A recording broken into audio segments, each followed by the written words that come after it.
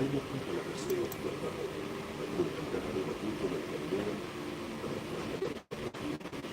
inaanyayahan kita na mag-subscribe sa ating channel at pakiclick ang notification bell para sabay natin tuklasin kung paano manahimik maging disiplinado at pamuhay ng pagkakulang sa pagkakulang. Number 1, mga plano mo sa buhay. Isa sa mga pinakamagandang bagay na dapat pag-ibigin ang mga plano mo sa buhay. Bakit?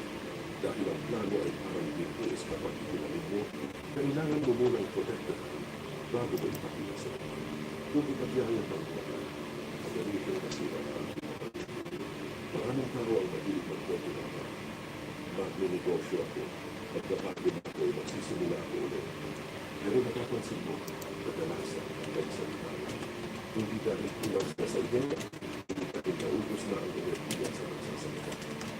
May isang psychological truth dito. Kapag pinahagi mo agad ang plano, nararamdaman mo na parang natupad mo na ito kahit hindi na nagsisila. Yun ang tinatawag na premature sense of accomplishment. Nakakuha ka ng total reward, pero wala ka pang nagagawa. Ang mga stoic ay naging paalaman. Huwag mong hanapin ang pag-uwi, hanapin ang progreso. Ang tunay na kilos ay tahimik. Ang tunay na plano ay ginagawa. Hindi mo pinapakayaan. Isipin mo ang isang kapapasa. Tahimik siyang kumukita. Pinupuntirya ang natin. Hindi niya sinasabi kung saan katama ang planso. Dahil kapag ginawa niya iyon, madali siyang makakuha. Bago naman siya. Yan pala sa ito. Kapag sinabi mo agad kung saan ka napunta, nagbibutas ka sa mga panghihinan, panghihimasok at minsan pagpupus ka. Hindi mo kailangan ipaliwanag sa lahat kung anong ginagawa ka. Ang katahimikan mo na hindi sekreto, hindi proteksyon. Dahil habang tahimik ang pagkilos, may mga plano mo ay lumalakas, hindi mo at lumalalim sa loob mo sa Stoicism at kahit sa modern psychology, isa ang ang mga bagay na binubuo mo ng lahat. Ilagay mo muna sa ibay na ito dahil hindi lahat ng tao ay tutulong sa iyo. Ang iba susubukin ng sumati kung gagawin mo. Kaya kung may pangarap kang gusto mabuti, simulan mo sa pwede. Magtrabaho sa likod ng kurtina, hayaan ang resulta na maging tulog na iyong mabuti. Ang nagsusunod na akbang.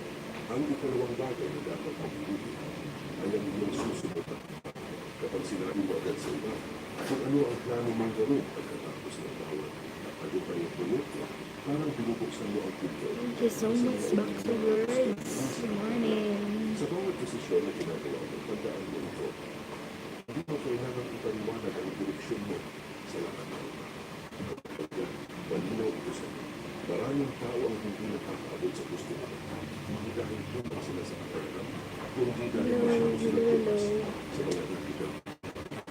Kapag alam ng lahat kung saan ka tutungo, mas nagiging madali ang bibilang kusgahan mas nakakaitin minsan ng hindi mo naman. Sabi ni Marcos Aurelius, act without showing off. Ibig sabihin gawin mo ang dapat, pero hindi mo kailangan ipakita kung paano mo ito ginagawa. Ang tao matatag, hindi na nakakalap ng pagpili. Tahimik siyang gumagalaw dahil alam niya ang resulta ang magiging sakit sa mga. Iisipin mo ito, Sanchez, hindi mo kailangan ipaalam ang susunod mong galaw sa kanya. Dahil ang kalakasan ng mga ay nasa katahimikan ng iyong isip. Kapag sinabi mo agad ang anong piraso ang gagawin mo, nawawala ka ng ito. Ganun din sa totoong buhay. Kung may bagong direksyon kang ginagawa, kung may pagbabago kang ginagawa sa sarili, kung may hakbang kang gustong simulan, huwag mong ipaalam kung gano'n ang pagkuhan ng bagay. Hindi ito tungkol sa pagiging misteryoso, kung tungkol sa pagkakago ng mga isip mo.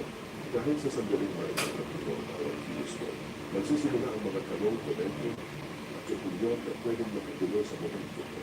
Ang stoic mindset ay simple. Ang pinakamalakas na kilos ay yung hindi kailangan ipagawa. Kaya kung gusto mong maging epektibo, manahimik ka ng gumagawa. Tahimik na mag-aaral, tahimik na magplano, tahimik na magplano. At sa tamang panahon, ang bunga ng disiplina mo ay magsasalita. Basta kaysa sa akin ang paliwanag. Ang tunay na palalim na ito, hindi kailangan ipaalam kung saan siya papunta. Dahil alam niya, Ang direksyon ay para sa kanya, hindi para sa audience. Mga kabutihang ginagawa. Ang ikatlong bagay na dapat magpilitin ay ang mga kabutihang ginagawa. Bakit? Dahil ang tunay na kabutihan ay nawawala ng saysay kapag kailangan mo ay dapat nakita. Sa panahon ngayon, marami ang gumagawa ng mabuti dahil hindi dahil gusto nilang makatulong, hindi dahil gusto nilang makansin, gusto nilang makuha ng pagbuti, ang likes o ang mga pinagpagiging matayo. Pero sa sandaling naging performance ang kabutihan, nawala na ang diwan. Ayon sa mga Stoic, ang kabutihan ay dapat gawin dahil ito ay tama, hindi dahil ito ay makansin. Kung tutulong ka, tumulong ka. Kung gagawa ka ng tama, gawin mo. Dahil ko lang nakakakita. Dahil ang dulo ng kabutihan ay hindi validation, kundi pagpapalago ng kaluluwa. Iisipin mo ito, may dalawang tao na parehong tumulong sa mahirap. Ang una, ipinost niya sa social media. Ipinakita kung paano siya nagbigay ng tulong at pinasahan ng pagtulong ng mga tao. Ang pangalawa, tumulong ng walang gatang, walang kwento, at umuwi na may ngiti sa puso. Hindi dahil napansin siya, kundi dahil alam niyang ginawa niya ako. Sino sa dalawa tunay na umakas sa loob? Dahil siya gumawa ng walang humihinging kapatid. Ang Stoic virtue ng modesty ay tungkol sa ganitong tulong ng kabutihan. Hindi kailangan ng camera, ng kwento o ng pagbuhay. Dahil kapag ang kabutihan ay kanino, ito ang nagiging totoong gabisay at may kapangyarihang pagbuhay ng grupo. Marami rin makakalimang tao ang nagsasabi.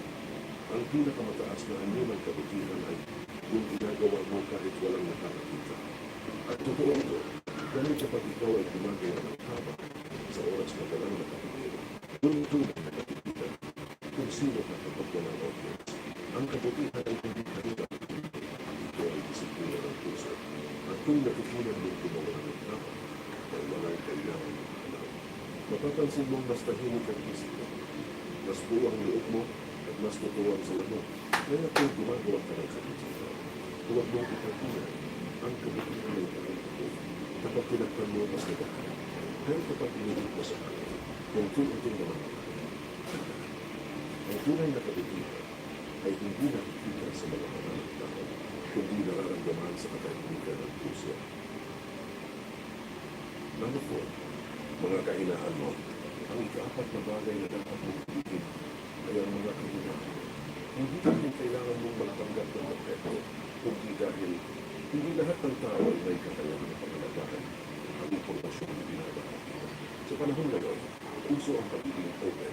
Sinasabi naman, be vulnerable and be transparent. Oo, totoo. Ang pagiging totoo sa sarili ay mahalaga. Pero ikakatabi ng totoo sa pagkakalan. Kapag sinabi mo agad sa lahat ng iyong kahinaan, nagiging bukas At yung kailangan sa ako po Torres. ang iba ay pero ang iba ay Sa dahil masama sila. Hindi dahil hindi lahat Naman may coordinator sa coordinator.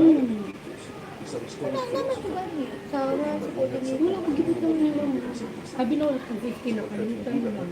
Di ba Di ba di ba naman na ang ano, kung sa'yo mo na yung dati mo, lang magyapon ito mo na yun. wala mo doon dito yung mamar. Kaya ako dito ba? Diba si pag salary alignment niya? Maternity leave. Basi ang ang mga sugat ay mas mabilis matulog. ano ko, basta makalilipan lang. Bakit hindi ka bayad sa ano? Kasi Victor. Hindi ka rin ko, nagkaroon ng board. Ang story idea ng self-control ay hindi tungkol sa pagkakago ng emosyon, kundi sa pagkakagda ng isip, bahang sa labis na pagkakalag. Ang tahimik na tao ay kumilari, siya ay disiplinado. Alam mo kung kailan dapat magsalita at kung kailan dapat manahimik. Isipin mo ang mandirigma, hindi niya ipinagpakita sa lahat kung saan siya. Pinag-aaralan niya ito, pinag-itin at ginagawang sangka. Dahil kung alam ng kalaman ang ito, madali kang matago kahit hindi mo nagsisimulan niya. Ganon din sa buhay. Hindi lahat ng taong nakangiti sa iyo ay at hindi lahat ng nakikinig ay marunong umulawak. Kaya bago mo ibahagi ang isang personal na bagay, tanungin mo muna ang sarili. Makakatulong ba ito kung sasabihin ko? o mas makabubuting ikatitipunan. Ang katahimikan ay hindi lagi magkatago. Madalas ito ay pagpapalakas dahil kapag marunong kang protektahan ang sarili mong kahimikan, unti-unti mong natutunan gawin na ang sa Hindi ko magaya ko sa magaling. Ano nga wala kita. Wala ko kaya ko ba? Wala ba yung gahatag? Hindi ba sila gawin na ang mga problema sa pamilya ay isa sa mga bagay na pinipilitan. Hindi dahil sila pagkuha ang katotohanan, kundi dahil may mga sugat at kailangan gamutin sa pamilya. Kapag inilabas mo agad sa iba ang sigalot hindi mag-anak, nagiging bukas ito sa mga opinion ng tao hindi mo na nakakaintindi. Sa'yo ba yung nalamok sa mga? Di mga di ka mabutan permi ko eh. Lalo nang lumala na ang ito, madalas na masakta. Ang mga matatalimang tao ay marunong pagbuti kung kailan dapat magsalita at kanina. Hindi lahat ng balita ay kailangan ng magda. Ang iba kailangan ng oras, pagdilay, at pag-ibig na pag-uusap. Isipin mo ito, ay pamilyang nagkakaibigan. Dahil sa ganito, ipinos nila ang kanilang sama ng loob online. Sa loob ng ilang oras, kumalat ang kwento, naglabasan ang opinion, at kawalan ng respeto ang isa. Ngunit may isa rin pamilya, may parehong sitwasyon, pero piniling manahimik nila. Nag-usap sila ng privado, nagdasal at nagulong ang sugat. Hindi sila naging perfecto, pero sila ay nanatiling magkaugnay. Ang aral dito ay malinaw. Kapag pinanatili mong privado ang problema ng iyong pamilya, binibigyan mo ng pagkakataon ng katawataran na manibalik. Ang katahimikan ay hindi palatandaan ng kahilangan. Ito ay karunungan ng mga tao inuuna, ang pagtulong kaysa pagkusgan. Number 6. Dahil nagyagyaman o pagkakay, ang kayamanan ay hindi natin tungkol sa pera. Minsan ito ay koneksyon. Koneksyon o oportunidad. Pero anuman ang anyo nito, ang isang karaniwang pagkakamali ang pinakita. Masyadong matinag na magdumaka. Kapag ipinagmamalaki mo agad ang iyong tagumpay, nagbubukas ka rin ang para sa ito at gusto at minsan. Hindi mo kailangan itago ang mga biyaya mo, pero kailangan matutunan mong protektahan ang mga ito sa katahimikan. Ang mga stoic na si Marcos Aurelius ay paulit-ulit na nagpapaalala ang tunay na pagkakitaan ay hindi kailangan ipakita. Sapat na alam mong ginagawa mo ito ng tama. At kung iisipin mo, meron din ang prinsipyo ng mga kapag marunong na buhay ng may disiplina. Kapag ang tagumpay mo ay totoo, hindi ka kailangan ipakita. Bakit kailangan imuhin ang yaman ng tagumpay? Dahil kapag masyado kang bukas, lumawala ang essence ng bigay. Kapag bawat kilos mo ay ibinabahagi, unti-unting nawawala ang pakiramdam ng pasasalamat. Napapalitan ng validation. At kapag validation na ang hinahanap mo, hindi mo na kayang maging tahimik dahil nakasanayan mo na ang karamdam ng naglan. Isipin mo ito, may dalawang tao sabay nagsimulan sa iyo. Ang isa mahinay, araw-araw may coach, bawat milestone lamang dito. Ang isa tahimik, nag-focus lang sa proseso dito sa pagkita. Pagkaraan ng ilang taon, pareho silang nagtagumpay pero magkaiba ang epekto. Kung maingay napagod sa pressure ng imahe, yung tahimik, nanatiling matibay. Jesus Christ.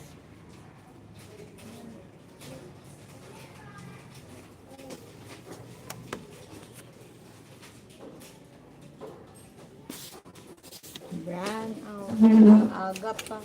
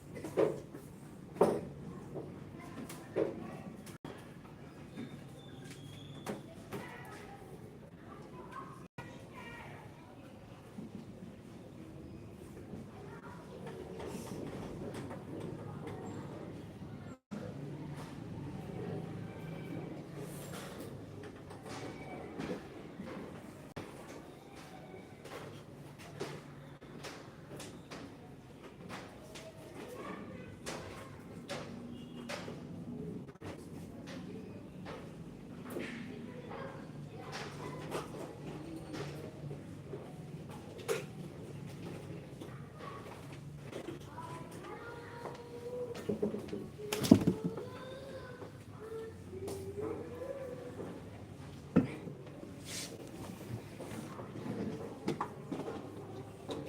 la la la la la.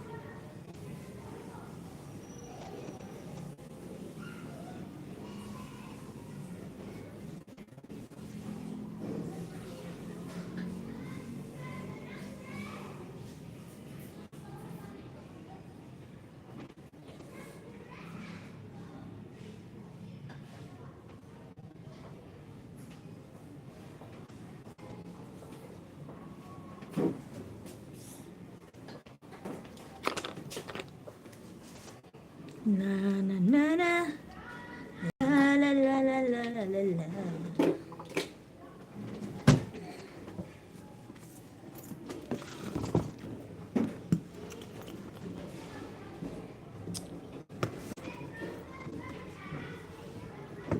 Kissing.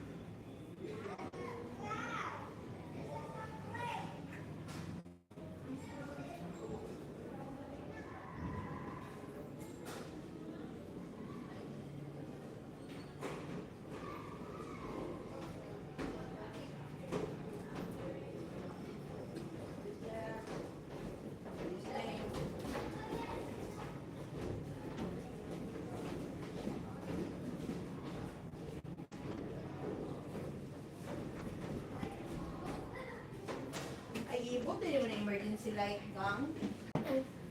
Dapat ginasaksak. Ay, nakalimutan. Saksak.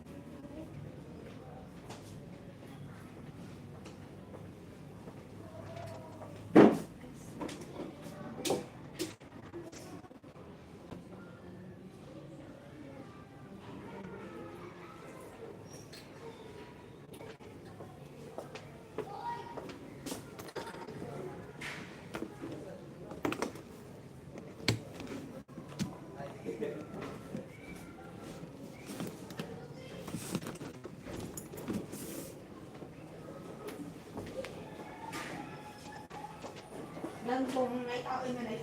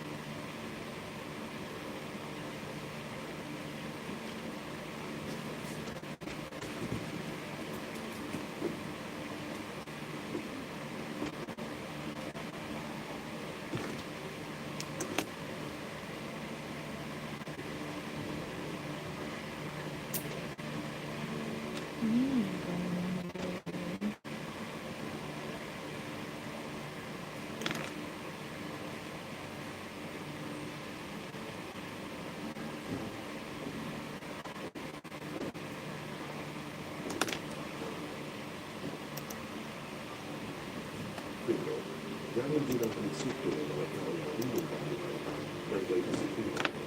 Kapag ang tagumpay mo ay totoo, hindi mo kailangan makapagpapagawa. Bakit kailangan ilugin ang yaman at tagumpay? Dahil kapag masyadong magbukas, nawawala ang essence ng bigada. Kapag bawat kilos mo ay itinahagi, unti-unting nawawala ang pakiramdam ng pasasalamat. Napapalitaan ng validation. At kapag validation na ang hinahanap mo, hindi mo na kayang maging tahimik dahil nakasanayan mo na ang palakpak ng nagla. Isipin mo ito, may dalawang taong sabay nagsimula sa negosyo. Ang isa maingay, araw-araw may post, bawat milestone pinapakita. Ang isa tahimik, nag-focus lang sa proseso ng isa. Pagkaraan ng ilang taon, pareho silang nagtagumpay pero magkaiba ang ligawan. Yung maingay nakapit sa pressure ng iba. Yung tahimik, nanatiling maganda dahil hindi na kailangan patunayan ang sarili.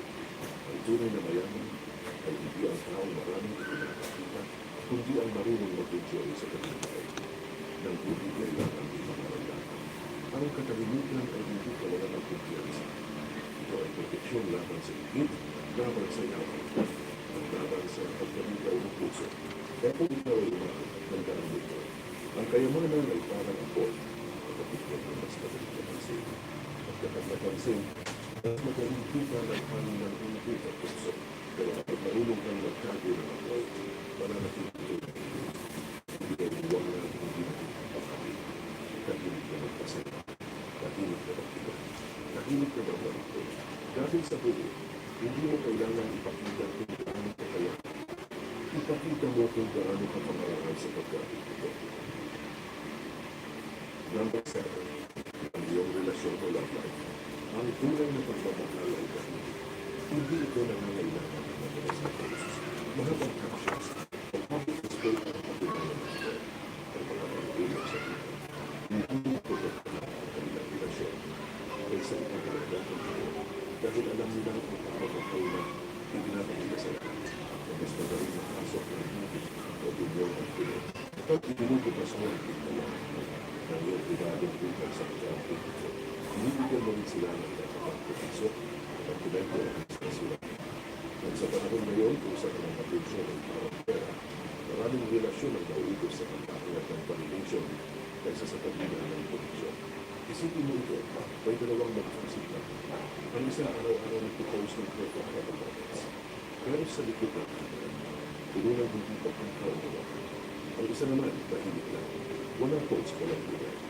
Pero araw-araw alin sa dalawang mas matibay? Siyempre, kung hindi kailangan ipakita, dahil ang pundasyon nila ay tuwang, hindi validation, sabi nga ng pagkakas, what is sacred must be protected. At pag-ibigay para ako. Hindi habi nila Padaling na. Pero kung buhay na ito sa kamang talaga, magbibigay ito ng pinis sa mga kapatid. I don't have labubo. Kaya kung may mahal ka, hanggang mo siya hindi mo kailangan ipakita sa mundo kung gaano mo siya kamakapit. Sapat na maramdaman na iyon sa paraan ng iyong pagkakas. Dahil ang tunay na relasyon ay sinusukat sa mga lalas, kundi sa lalim ng tiwala, respeto at pagmamahal. Number 8. Ang iyong kabiguan ng faiths. Ang kabiguan ay hindi mo kapatid. Ito ang pinakamagandang pagkakas. Pero sa panahon ngayon, kung saan lahat gustong magbutang panahon, maraming tao ang nagkakalit post. May paliwanag at kabilang pagkakas para makakuha ng sinakyan. Ang problema, kapag masyado mong ipinakayan at kabuan mo sa publiko, binibigyan mo rin ang buwang ng iba para gusto ka. At minsan, nagsisimula ka maniwala sa opinion dahil sa sabi ng mga. Sabi ni Marcus Aurelius, focus on what you can control. Sa kabiguan, ang control mo ay hindi kung ano ang iisip ng iba, hindi kung paano ka ba. Isipin mo ang isang ito. Napiko siya sa unang nagsipin niya, kaunti na lang bumili ng kanyang aura. Kung ipopost niya agad ang pagkakalit na, makapunuin lang ng awa o pula ang comment. Pero kung pipiliin ka ng tahimik, pag-isipan kung ano ang pwede na lusin, at tahimik na nagkakapumili, sa susunod niyang exhibit, pagkasyang na ang ang mga marurunong ay hindi agad pinakikita ang kanilang pagkakalit. Dahil alam nila, ang tahimik na pagparang ay mas makapangyarihan kapangyarihan kaysa sa malakas na pagdadala. Kaya bago mo sabihin sa mundo kung gaano ang mabigo, tanongin mo muna ang sarili mo. Naintindihan ko na ba kung bakit ang mabigo? Dahil kung hindi ka, baka masyado pang kilaw ang maray na gusto mong gawin. Mas mainam na itago mo na ang pagkakili. Una, para makapag-reflect ka ng malinaw, mas magaling makita ang pagkakamali at pagkakili ka. Pangalawa, para mapanatili mo ang tiwala sa sarili, mas madali kasing lumaban kapag wala na. Pangatlo, para magprotektahan mo ang dignidad mo, hindi lahat ng kailangan na makikita. At panghuli, para makontrol mo ang kwento mo. Kapag handa ka na, sa kamupiling ibahagi ko bilang tao, hindi bilang ka. Pagkatapos mong matigo gawin ang ito, manatiling mo. Bigyan ng oras ang sarili para maramdaman at maunawaan ang nangyari. Isulat mo ang aral sa iyong journal. Ano ang mali at ano ang natutunan ko? Humingi ng payo sa isa o 2 taong may kalasa, hindi sa lahat, gumawa ng plano at tapusin ang proseso. At kapag handa ka sa kamulbahagi, pero hindi para magpaawa, hindi para magtulong, tandaan ang kalituan ng mga kailangan. Ito ay proseso ng pagbuo. Ang mga tunay na matagumpay ay hindi agad sinisigaw ng I failed, kundi tahimik silang nagkakaroon.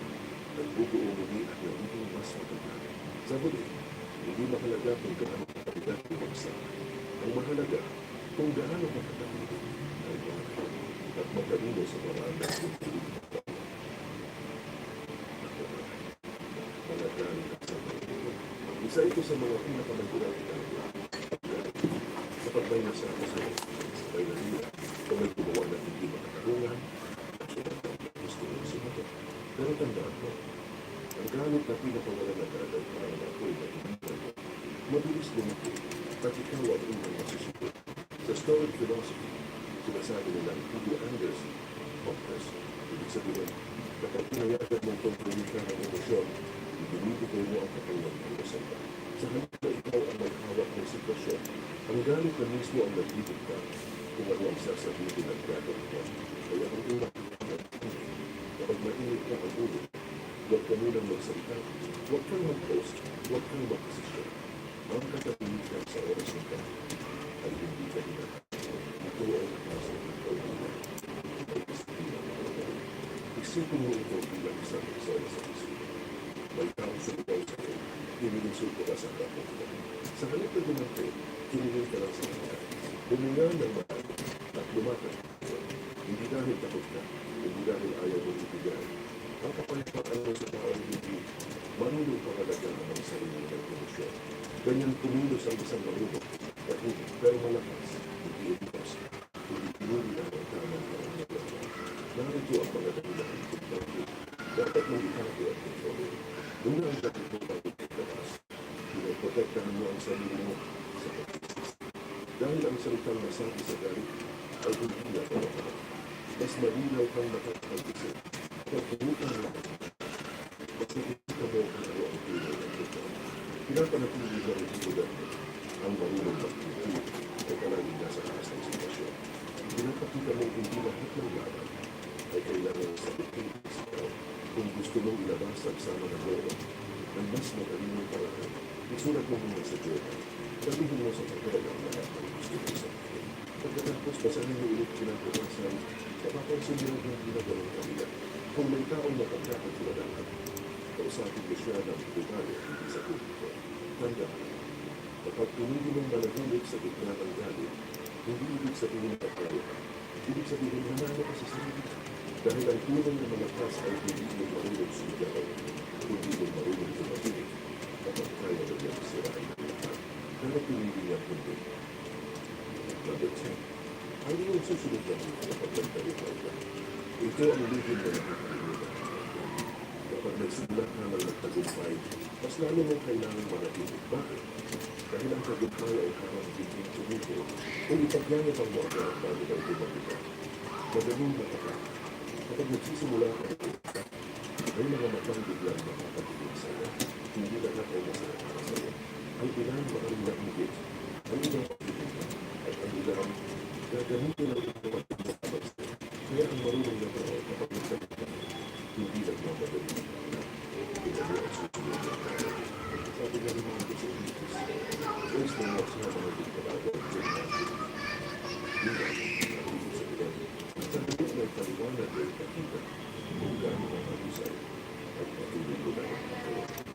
lang resulta ng pagsalita.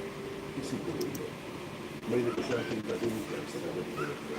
Habang ang iba ay naiwan sa puti, siya ay nagtatrabaho sa likod ng isa.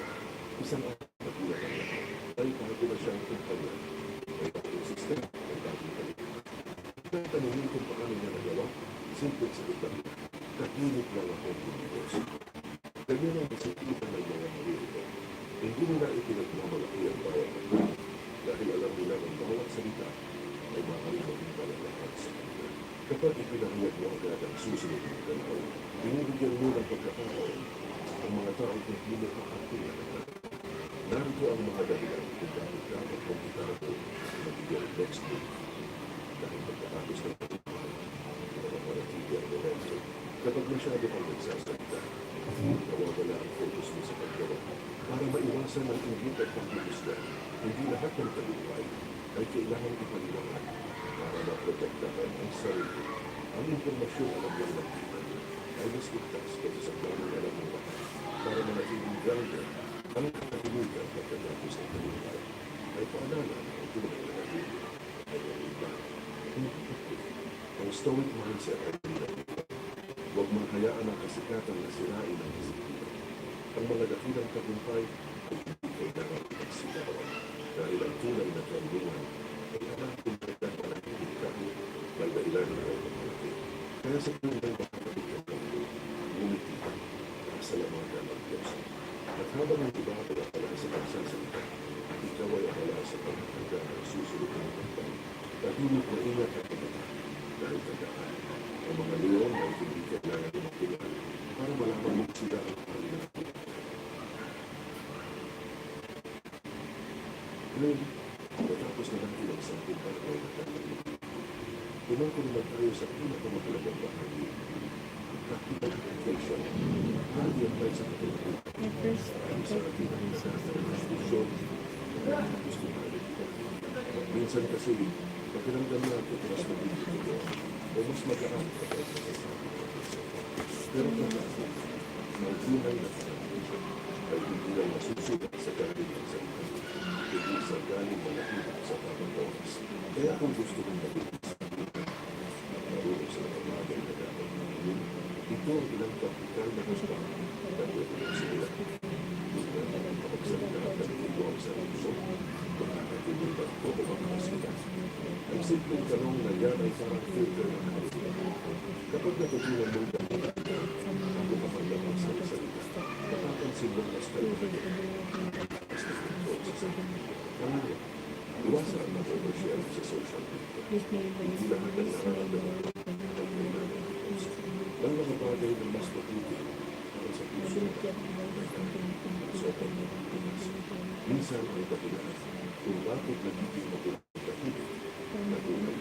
Ito gamitin ang stoic practice na pinagawag na delay response. Kapag gusto mong maglabas ng dahil, pinaiwag lang na mag-hintay ng 24 hours. Kadalasan pagkalipas sa isang araw, nawawala na ang urge na yun.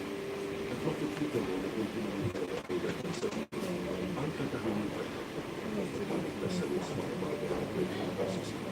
Pang-apat, magkaroon ka ng pagkaligtas. Isa o dalawa lang na pinagawag.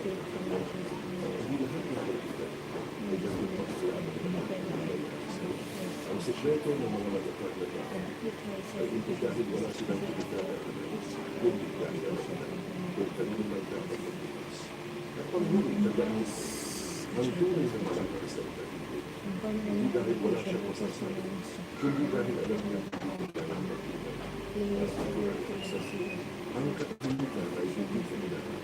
Ito ay anyo ng karunungan, disiplina at respeto sa sarili. Ngayon alam mo na kung bakit tayo makakay sa mas mabuting na nakikinig. Hindi dahil takot ka, hindi dahil marunong kang pumili at siyang dapat sa sarili. Ngayon alam mo na kung paano ito dapat sa puso. Huwag mo lang pakita, gawin mo. At kung nagustuhan mo ang nilalabas, i-like, i-share at subscribe para mas marami.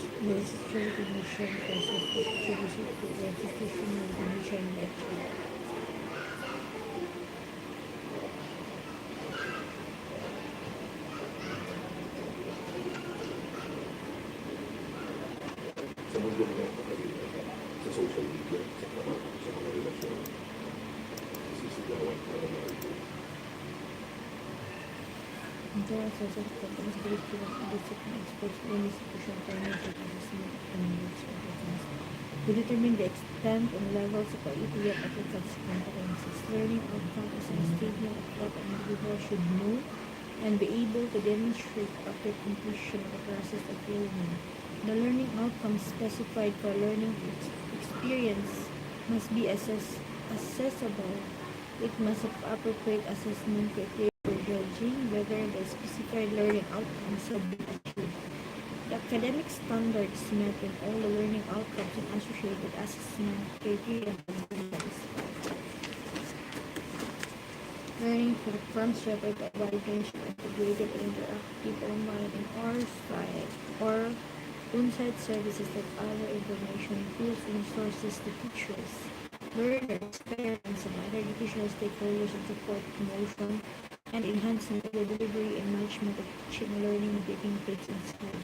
Life experiences refer to the compendium of knowledge and practical wisdom gained from what the learner has observed, encountered, or undergone.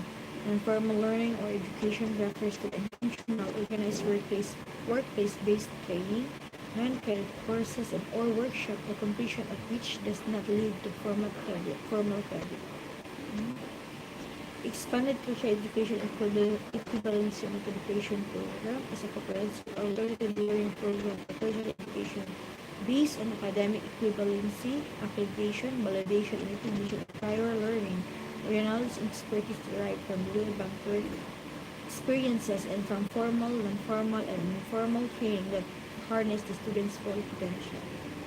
It shall be used for identifying, assessing, validating, and assessing equivalent undergraduate level of prior learning from formal, non-formal, and informal learning systems, relevant work experiences, and completion of competence, enrichment, and other program requirements toward the final granting of appropriate academic degrees to qualified individuals. Pathways refer to mechanisms or access ramps that provide access to qualifications and assess people to move easily and readily between the different education and the training sectors and between these sectors and the labor market. Philippine Educational Placement Test or PEP is a testing program being implemented by the Department of Education which provides accreditation and equivalency for basic education level and determines the placement of the individual in the basic education continuum from pre-elementary to first year in the tertiary level. Philippine Qualifications Framework or PQF is a national policy that describes the levels of educational qualifications and sets the standards for qualification outcomes. It is quality-assured national system for the development, recognition, and award of qualifications based on standards of knowledge, skills, and values acquired in different ways and methods by learners and workers. The PQF was institutionalized through RA number 10968, signed on January 16, 2018. Prior learning refers to all formal, informal, or non-formal learning of an individual prior to the status as candidate for a baccalaureate degree from a higher education institution. Regular program refers to an undergraduate college degree program in the conventional mode of gaining access to or completing the required study to obtain the educational qualifications. The special graduate program refers to specific graduate programs identified by CHED and for which policies have been issued by CHED for offering through ETIA or similar pathway for recognition or prior learning.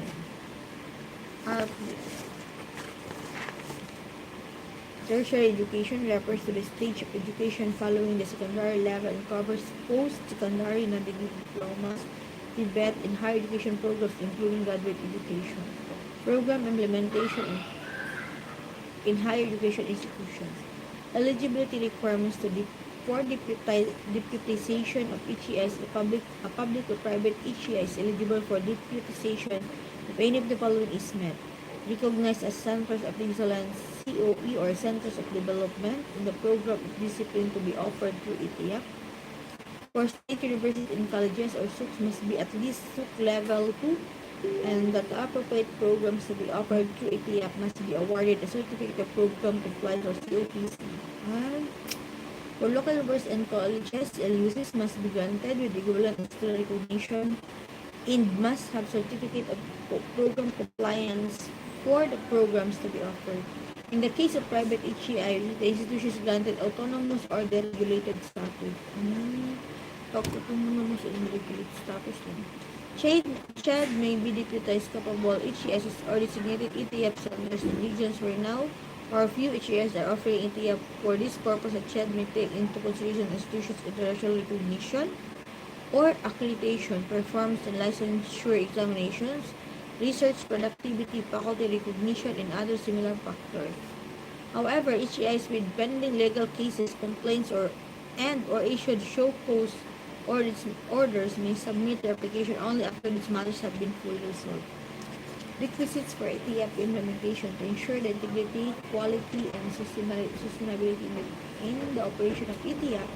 It must be supported by the following: clear and comprehensive set of institutional processes, policies, and procedures must be documented in a manual of operations to ensure the integrity, quality, and sustainability of the accreditation and equivalency program. Manual of operations.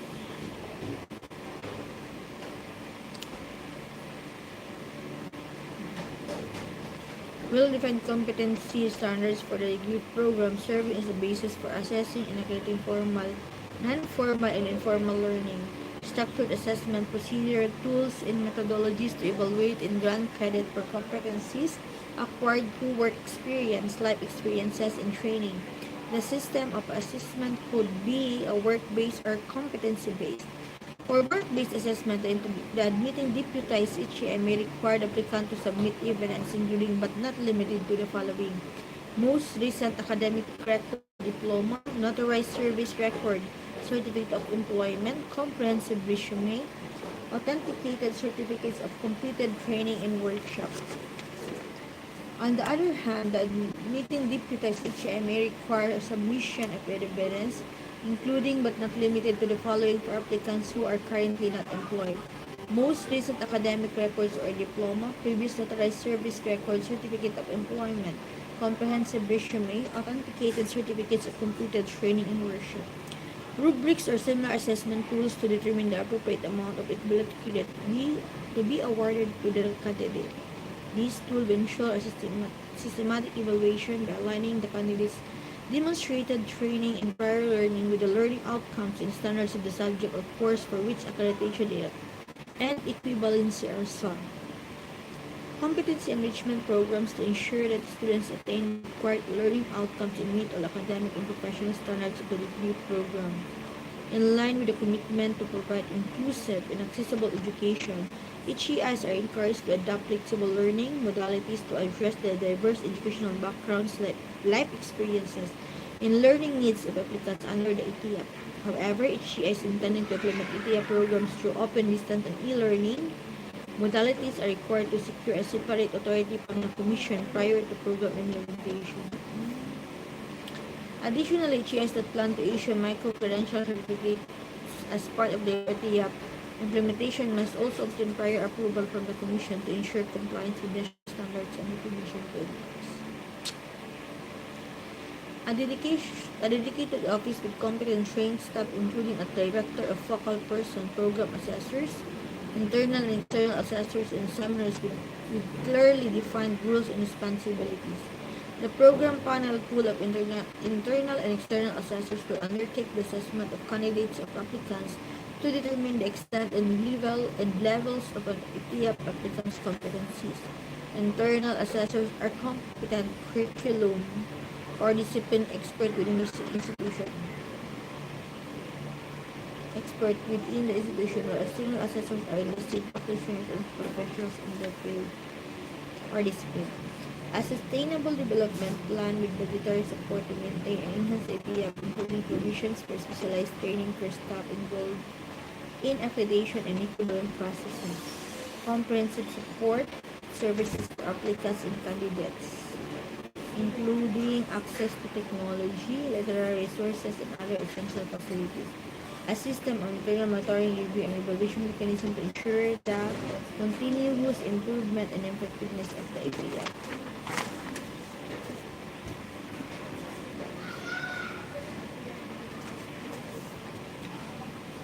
certificate of proof that the program to be offered is based on the opinions identified prior programs that are most in demand or needed as may be endorsed by the DepEd, or DOLE, or other relevant government agencies. Powers and functions of deputized each year.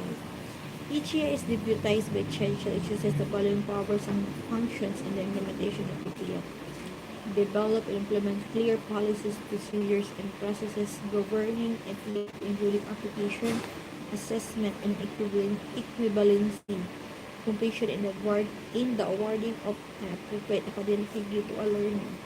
Establishing or designate a dedicated unit or office responsible for overseeing, administering, and evaluating the implementation of PTF within the HEI.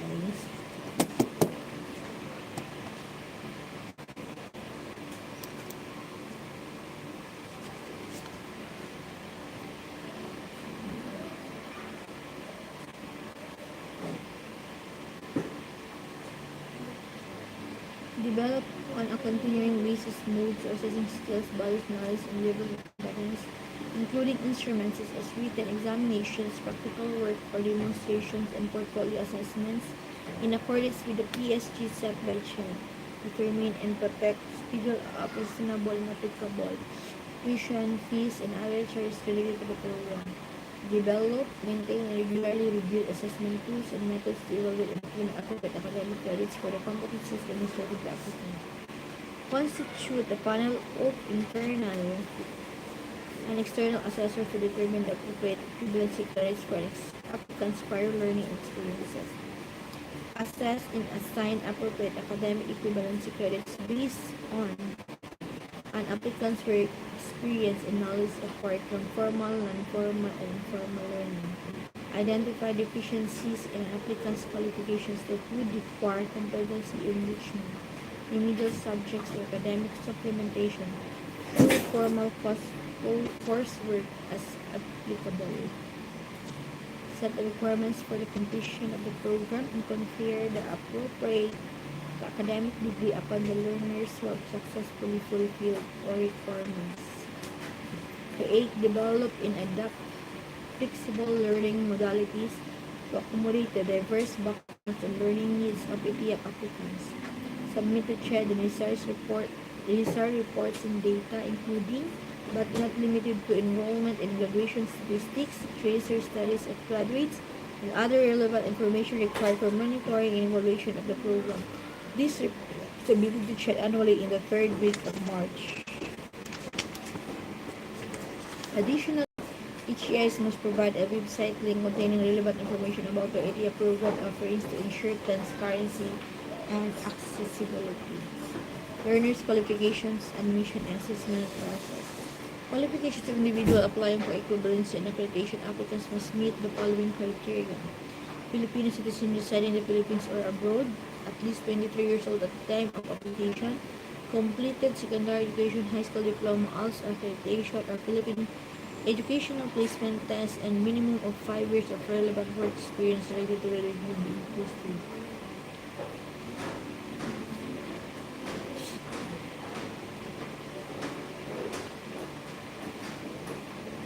Admission and assessment process. The procedure for admission and assessment should consist of the minimum of the following.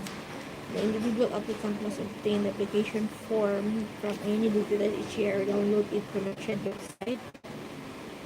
The completed form must be submitted to the HEI along with the following supporting document. PSA certificate of live birth showing that the applicant is not less than 23 years old age at the time of application.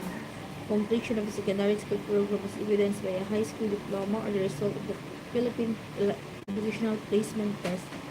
All alternative learning system and accreditation and equivalency assessment after certification stating that the individual concerned is qualified to enter college. A comprehensive portfolio detailing the aggregate work experience at least 5 years in the industry related to the academic degree program or discipline where equivalence or learning is sought. Documentation of relevant training programs and other proof of formal, non-formal, and informal learning, including national certificate or certificates of competency issued by the Technical Education and Skills Development Authority or TESDA or other relevant agencies. a recommendation letter from employers or industry experts attesting the applicant's competencies and qualifications, and any additional requirements specified by the deputized HCI such as barangay clearance, Inday clearance, passport service record, certificate of employment, most recent academic record or diploma, comprehensive resume, certificates of training and workshop completed, critical individual proficiency in discipline or field, other documents or evidence of capability in knowledge and field applied for equivalency and qualification.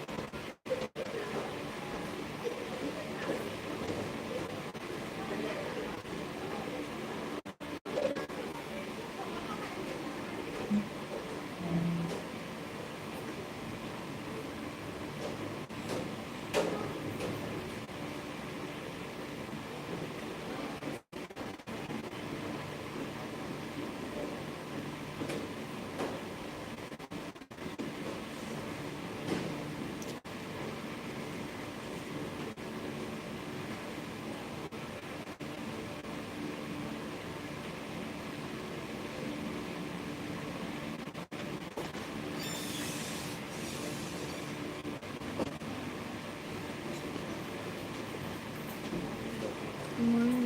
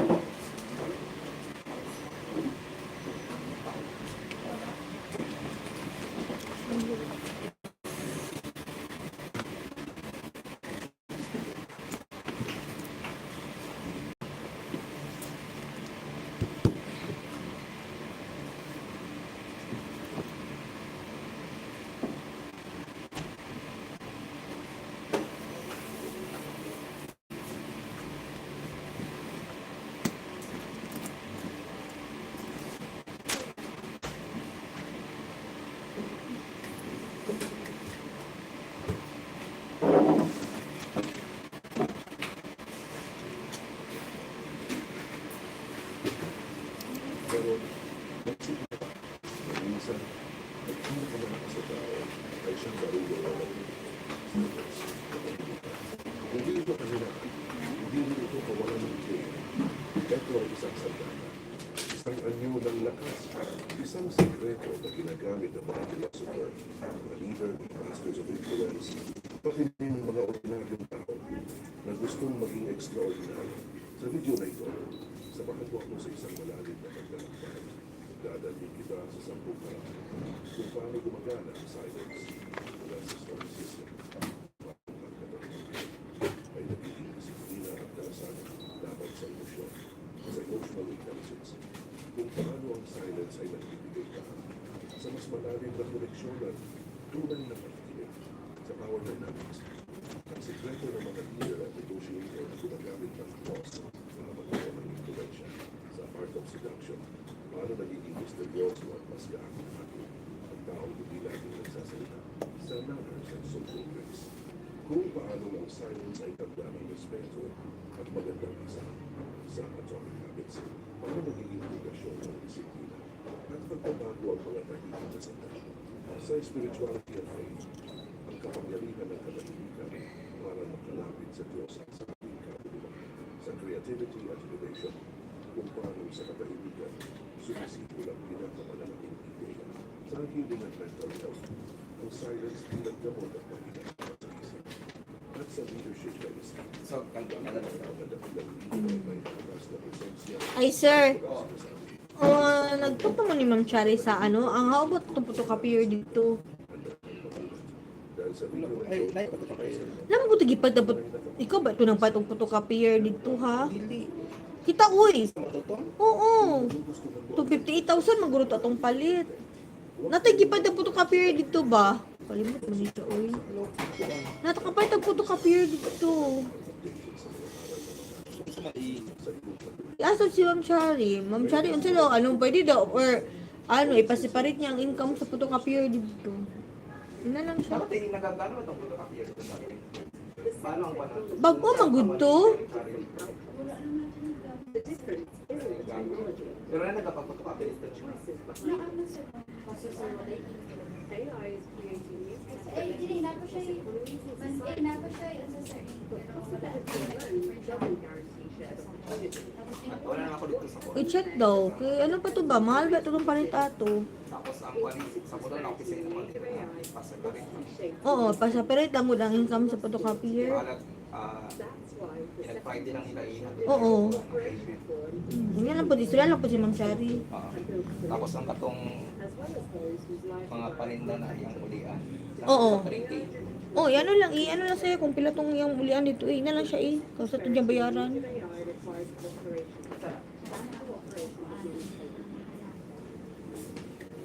Mawa ba to?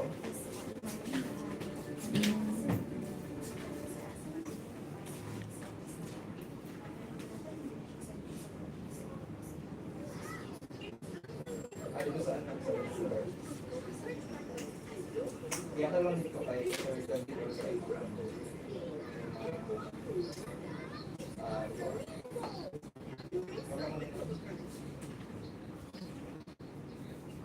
unahin natin ang Stoicism, isang filosofiya na daan-daan lang lumalipay sa mga tao sa kung paano mabuhay at may pinagdaan at malinaw na pag-iisip.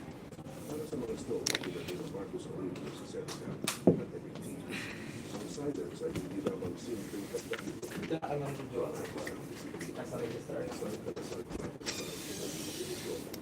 sa mga puso ng Stoicism.